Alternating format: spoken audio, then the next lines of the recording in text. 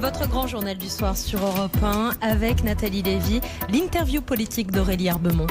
Et votre invité ce soir, Aurélie Herbemont, le porte-parole du PS, député des Landes, Boris Vallaud. Bonsoir Boris Vallaud. Bonsoir à vous. Le second tour des municipales n'aura peut-être pas lieu en juin. On saura en mai ce que recommande le conseil scientifique, mais l'exécutif envisage déjà un report, ce qui impliquerait de rejouer premier et deuxième tour dans les plus de 4000 communes où le maire n'a pas été élu dès le 15 mars. Que pensez-vous de cet éventuel report au Parti socialiste ? D'abord que le sujet du jour, c'est pas celui-là.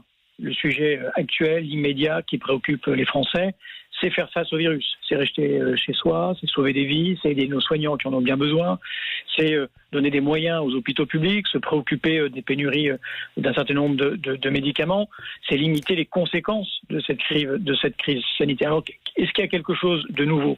Le gouvernement nous avait dit que à la mi-mai serait produit un rapport avec des données scientifiques et sanitaires qui nous permettraient de savoir s'il est possible de tenir le second tour des élections municipales avant l'été.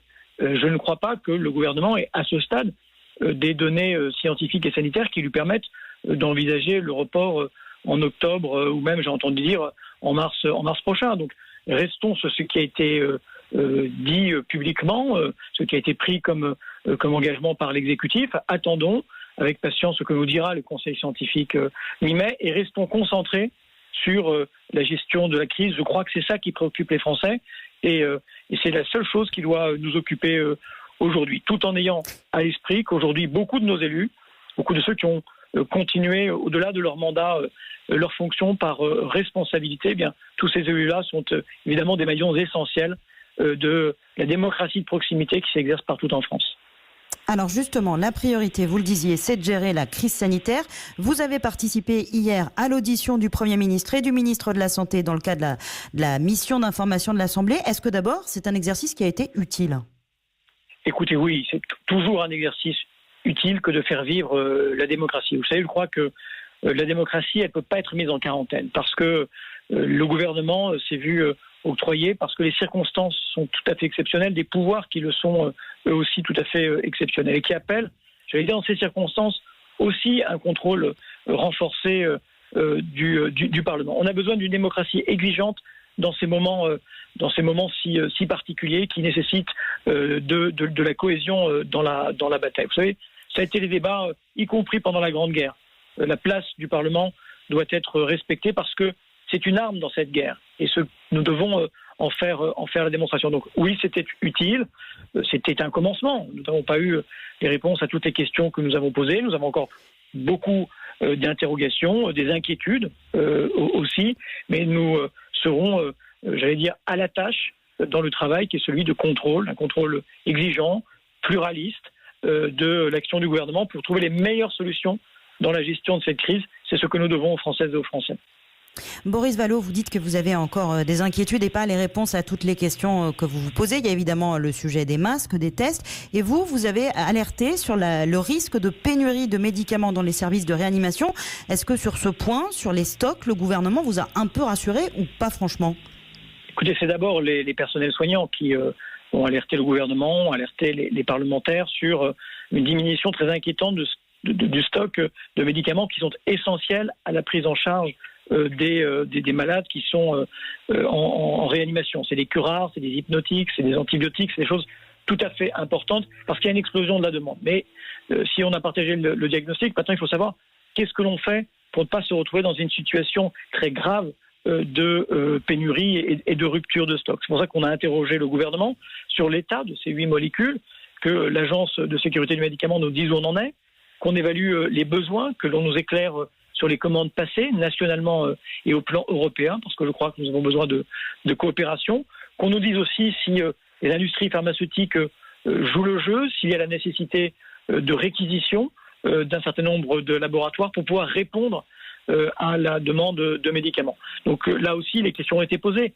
Bon, je conçois que le gouvernement n'est pas forcément, au moment où on l'interroge, toutes les réponses, mais nous aurons l'occasion d'y revenir. En tout cas, c'est une préoccupation des médecins, des malades et de la famille, et il faut de la promptitude dans les décisions qui doivent être prises et de l'énergie pour trouver des solutions.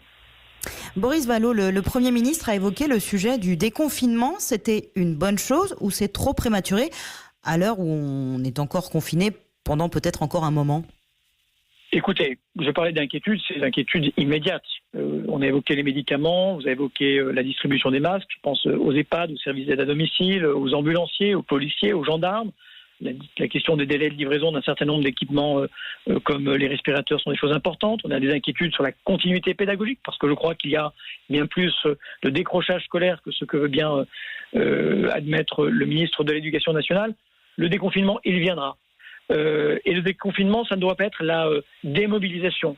À l'inverse, je crois qu'on aura besoin d'une très grande mobilisation pour réussir sur le plan sanitaire, sur le plan de la santé, pour éviter les rebonds de ce déconfinement.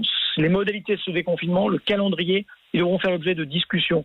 Tout devra être transparent sur, la stratégie utilisée. Est-ce que ce sera, par région, par tranche d'âge? On a besoin de savoir, on a besoin de concerter, on a besoin de l'avis des scientifiques, des experts, et de savoir comment ça va se passer. Parce qu'on doit réussir ce déconfinement en comptant sur le fait que nous remportions de cette façon ferme et définitive la guerre contre ce virus. Boris Vallaud, il y a un volet sanitaire évidemment qui est prioritaire en ce moment dans cette crise. Il y a aussi un volet économique. Les députés socialistes ont déposé aujourd'hui une proposition de loi sur la question du versement des dividendes. Bruno Le Maire avait demandé lundi aux entreprises qui ont recours au chômage partiel de ne pas verser de dividendes en 2020. C'était insuffisant comme annonce du ministre de l'économie? Écoutez, nous on préfère un acte juridique qu'une pétition de principe ou une intention. Nous demandons que soit inscrit dans la loi le principe que des entreprises qui ont bénéficié d'un des dispositifs d'aide publique, garantie, chômage partiel, fonds d'indemnisation, c'est-à-dire de soutien aux entreprises durant cette phase de crise, ne distribuent pas de dividendes. J'allais dire, c'est un principe éthique et moral qui devrait rassembler tous les chefs d'entreprise. Et s'ils ne le font pas de même, en effet, il faut une loi. Comme probablement, et nous avons déposé 2 autres lois, il en faut une pour mobiliser mieux qu'ils ne le font les assureurs, les pertes d'exploitation. Je pense en particulier à ceux qui ne rattraperont pas leur chiffre d'affaires, les restaurateurs, les hôteliers, les producteurs.